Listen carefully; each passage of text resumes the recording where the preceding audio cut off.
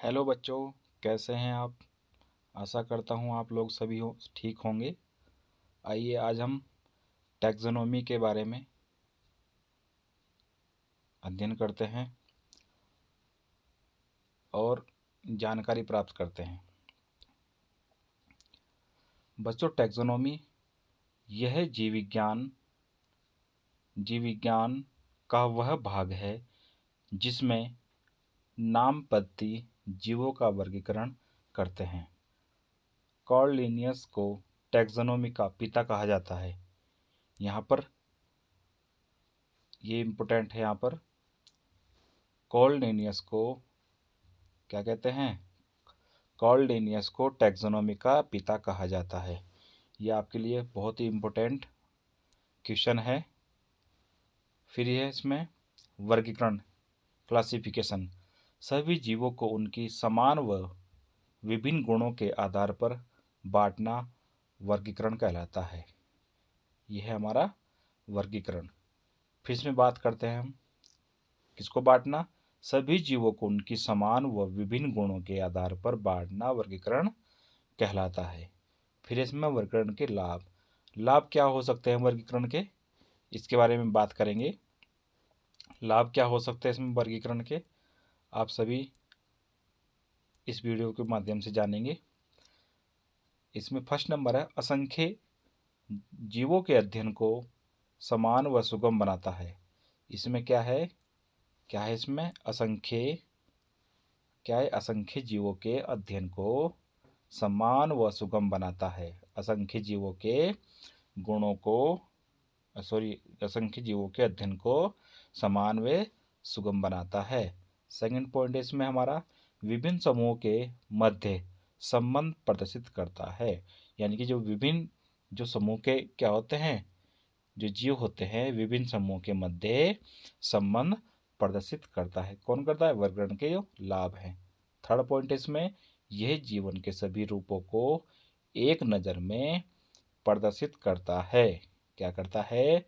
एक नज़र में प्रदर्शित करता है। फोर्थ पॉइंट इसमें हमारा जीव विज्ञान के कुछ अनुसंधान वर्गीकरण पर आधारित है।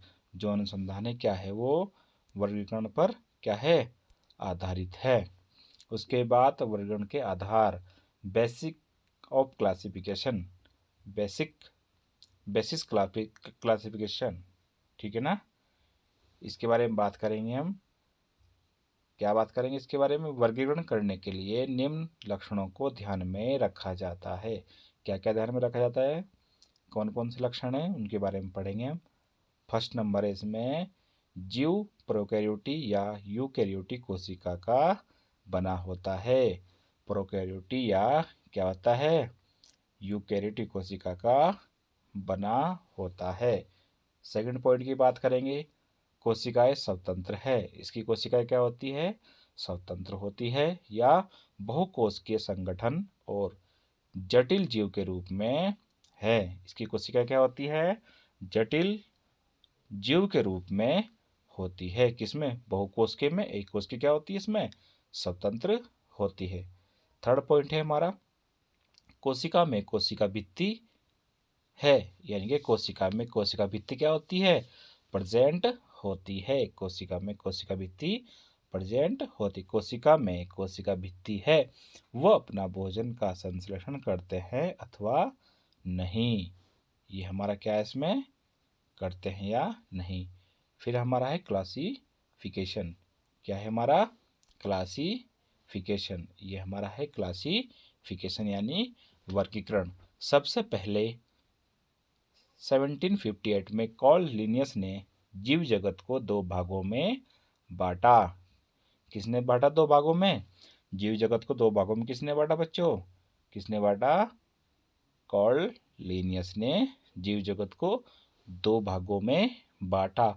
फर्स्ट नंबर है इसमें पौधे व सेकंड नंबर क्या है इसमें? जंतु। ठीक है ना, सब बच्चे याद रखेंगे ना, पौधे व जंतु। कार्ल लिनियस ने जीवों को दो भागों में बांटा, पौधे व जंतु। यह हमारी द्विनाम पद्धति बोल सकते हैं इसको। उसके बाद है हमारा सन 1959 में रॉबर्ट हिवेटिकर ने जीवों को 5 वर्गों यानी कि जगत यानी कि किंगडम में बांटा। किसने बांटा? 5 जगत प्रणाली किसकी है? रॉबर्ट हिवेटिकर की। 5 जगत क्या है? जीवों की एक प्रणाली है। जीवों को 5 वर्गों में बांटा जाता है। फर्स्ट नंबर है हमारा, इसमें क्या होगा? मोनेरा।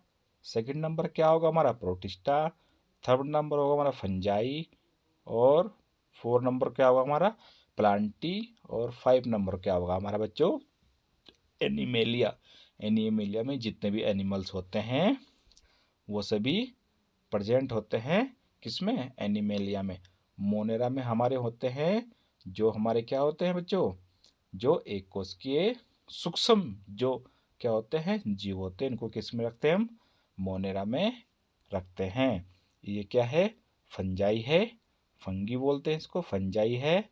और ये क्या है? प्लांटी है। और एनिमेलिया, इसके बारे में हम अध्ययन करेंगे।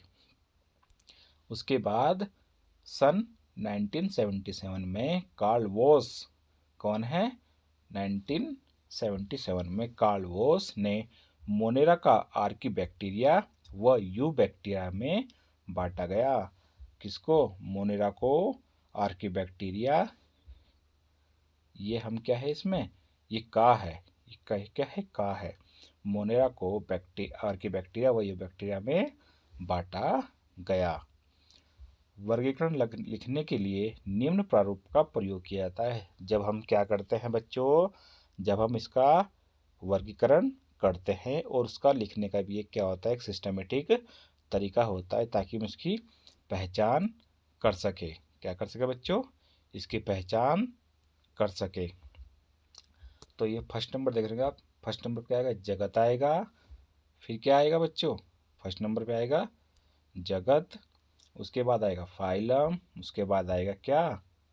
क्या आएगा? फाइलम। उसके बाद क्या आएगा? वर्ग, गुण, कुल, वंश। और लास्ट में क्या आता है इसका? जाति आता है। और जाति आता है, फिर इसको बोलते हैं डिवीजन। फिर क्या आएगा? इसकी क्लास, ऑर्डर, फैमिली, जीनस और स्पीसीज। ये क्या है? इसका क्या है? क्या बोलेंगे इसको? ये जंतु का जगत का है। ये क्या है बच्चों? ये जंतु जगत का है। और ये क्या है? किसका? ये जंतु जगत का है ये। और ये क्या है? ये पौधों का है। सिस्टमेटिक।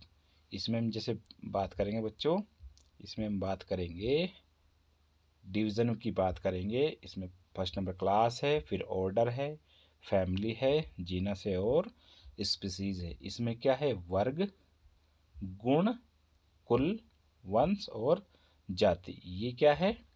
ये देख रहे हैं आप, ये इंग्लिश में है और ये हिंदी में है। ठीक है ना? नेक्स्ट चलते हैं। मुख्य रूप से जीवों के वर्गीकरण करने के लिए निम्न का ध्यान रखते हैं। किसका ध्यान रखते हैं? आइए पढ़ते हैं इसके बारे में। कोशिका का क्या है बच्चों? कोशिका का प्रकार। कोशिका का क्या है बेटा? कोशिका का प्रकार की बात करेंगे इसमें हम। कोशिका प्रकार क्या होता है?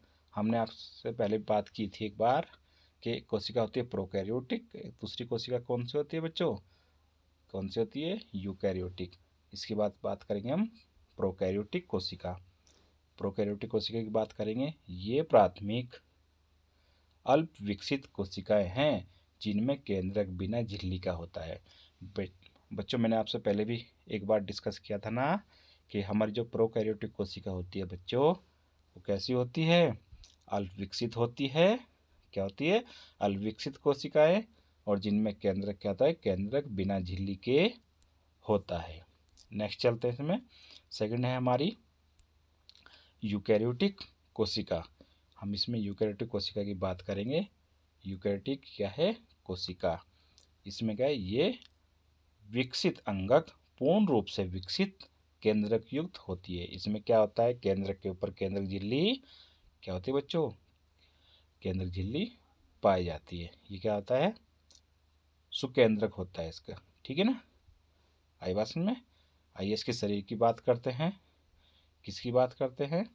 इसमें शरीर की बात करते हैं। ठीक है बच्चों, शरीर की बात करेंगे।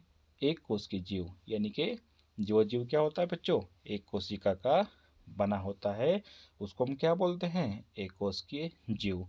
आइए इसके बारे में हम बात करते हैं। इनमें एक ही जीव में सभी क्रियाएं, शारीरिक क्रियाएं पूर्ण होती है। क्या होती है, इनमें एक ही जीव में सभी शारीरिक क्रियाएं पूर्ण होती है। किस में होती है, एक कोशिकीय जीव में।